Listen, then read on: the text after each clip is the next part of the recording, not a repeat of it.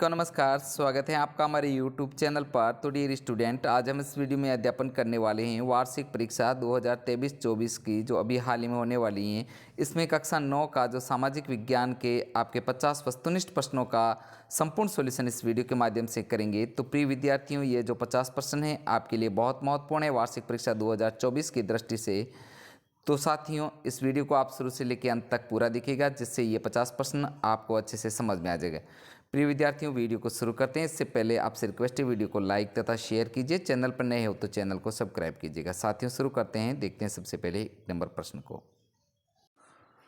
तो यहाँ पर 1 नंबर प्रश्न है, कर्क रेखा किस राज्य से नहीं गुजरती है। तो यहाँ पर जो बहुत ही बढ़िया प्रश्न है, राजस्थान, उड़ीसा, छत्तीसगढ़, त्रिपुरा, इसमें से जो कर्क रेखा है, ध्यान रखना आपके भारत के नक्शे के अंदर से कर्क रेखा है जो भारत के मध्य से होकर गुजरती है। यानी कि इस कर्क रेखा के सीध में जो जो स्टेट आते हैं उनका आपको ध्यान रखना है। कर्क रेखा भारत के 8 राज्यों से होकर गुजरती है।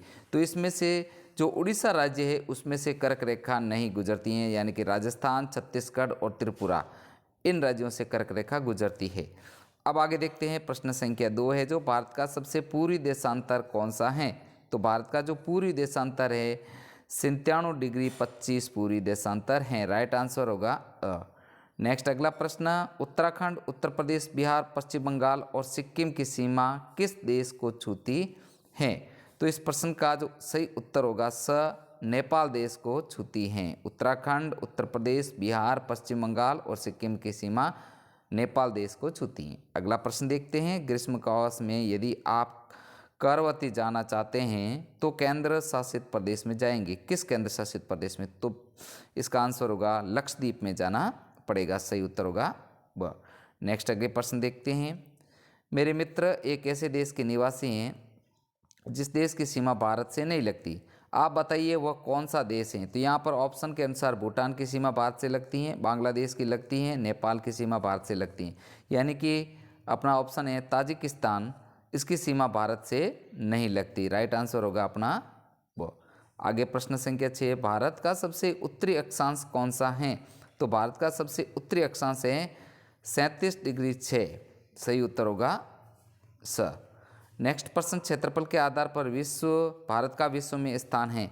तो क्षेत्रफल की दृष्टि से भारत का विश्व में स्थान होगा 7वां स्थान है। सही उत्तर होगा द। यहाँ पर एक विद्यार्थियों आपसे क्वेश्चन कमेंट्स के माध्यम से बताना कि क्षेत्रफल की दृष्टि से विश्व का सबसे बड़ा देश कौन सा है। तो इसका उत्तर आपको बताना है, कमेंट्स के माध्यम से हमें बताना। अगला प्रश्न देखते हैं, 8 नंबर प्रश्न है, जो भारत की स्थलीय सीमा रेखा की लंबाई कितनी है। तो यहाँ पर भारत की जो स्थलीय सीमा रेखा की लंबाई कुल है 15,200 किलोमीटर। सही उत्तर होगा स। अगला प्रश्न 9 नंबर, एक स्थलीय भाग जो 3 और समुद्र से घिरा है कहलाता है, प्रायद्वीप कहलाता है। ध्यान रखना, प्रायद्वीप, भारत एक प्रायद्वीप है। भारत क्या है, एक प्रायद्वीप है। कैसे है, क्योंकि भारत के 3 तरफ समुद्र है। यहाँ पर अरब सागर है, यहाँ पर नीचे हिंद महासागर है और इधर बंगाल की खाड़ी है।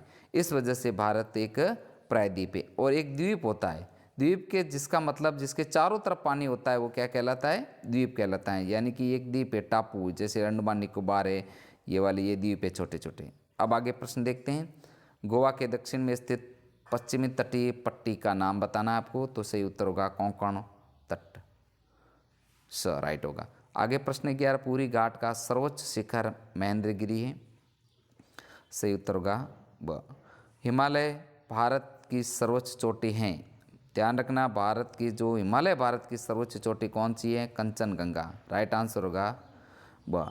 नेक्स्ट प्रश्न देखते हैं, निम्न हिमालय की सबसे लंबी और सबसे महत्वपूर्ण श्रृंखला है। तो यहाँ पर इस प्रश्न का उत्तर होगा पीर पंजाल श्रृंखला। सही उत्तर होगा अ। नेक्स्ट प्रश्न, शिवालिक हैं, शिवालिक हैं सबसे बाहरी हिमालय। सही उत्तर होगा स। नेक्स्ट आगे देखते हैं, माउंट एवरेस्ट की ऊंचाई कितनी है। तो यहाँ पर आंसर होगा 8,848 मीटर। सही उत्तर होगा अ। साथियों, ये बहुत ही महत्वपूर्ण प्रश्न है। इन प्रश्नों को आप अच्छे से याद कीजिएगा और अपनी नोटबुक में भी दर्ज कीजिएगा।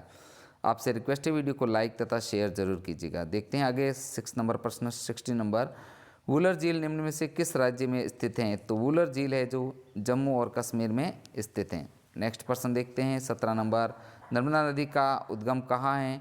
नर्मदा नदी का उद्गम जो है अमरकंटक की पहाड़ियाँ हैं जो मध्य प्रदेश में है, सही उत्तर होगा ब।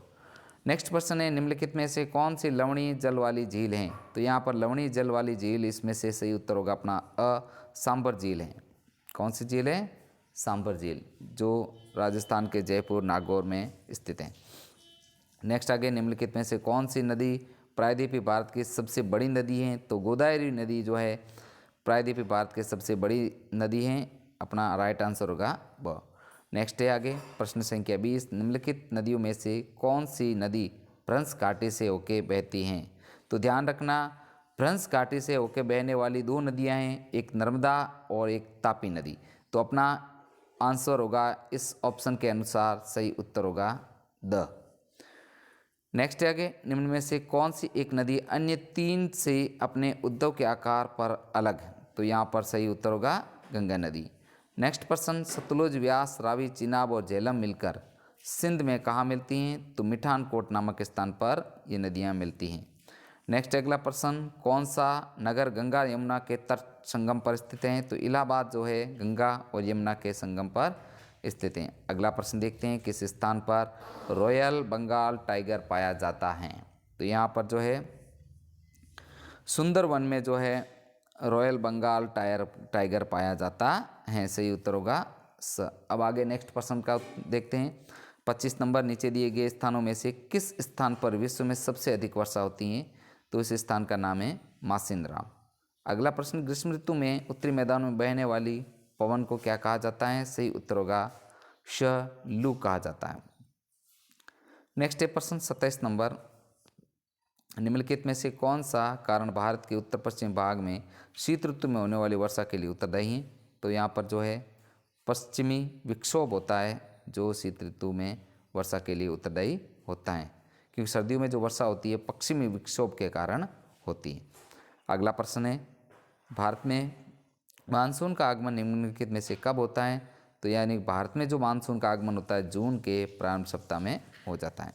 नेक्स्ट आगे प्रश्न संख्या 29, निम्नलिखित में से कौन सी भारत में शीत ऋतु की विशेषता है? तो यहाँ पर शीत ऋतु गर्म दिन और ठंडी रातें, राइट आंसर होगा वो। नेक्स्ट अगला प्रश्न है, जो एक विशेष समय में एक क्षेत्र के वायुमंडल की अवस्था के लिए निम्नलिखित में से कौन सा एक शब्द प्रयोग किया जाता है? एक क्षेत्र विशेष में वायुमंडल की अवस्था के लिए निम्न में से कौन सा शब्द प्रयोग किया जाता है? ध्यान रखना, यहाँ पर जो है मौसम, क्षेत्र विशेष में अचानक जो परिवर्तन होता है वो क्या कहलाता है? मौसम।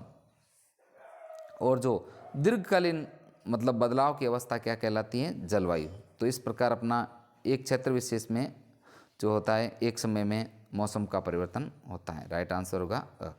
आगे है 31 नंबर प्रश्न, निम्नलिखित में से कौन सा कारण पवनों को अपने साधारण मार्ग से विचलित होने के लिए उत्तरदायी है? तो यहाँ पर जो सही उत्तर होगा श, कोरियालिस जो प्रभाव होता है ये पवनों के को अपने साधन मार्ग से विचलित करने के लिए उत्तरदायी है, सही उत्तर होगा स। नेक्स्ट प्रश्न, कौन सा नगर भारत में सबसे ठंडा स्थान है? सही उत्तर होगा अ, द्रास। अगला प्रश्न है, शीत ऋतु की अवधि है? तो मध्य नवंबर से फरवरी तक शीत ऋतु की अवधि है, सही उत्तर होगा स। नेक्स्ट प्रश्न, भारत में ग्रीष्म ऋतु की ऋतु है? मार्च से मई के बीच में जो ग्रीष्म की ऋतु होती है। अगला प्रश्न 35 नंबर, रबड़ का संबंध किस प्रकार की वनस्पति हैं से हैं? तो उत्तर होगा उष्णकटिबंधीय वर्षा वाले वनों से हैं, सही उत्तर होगा द।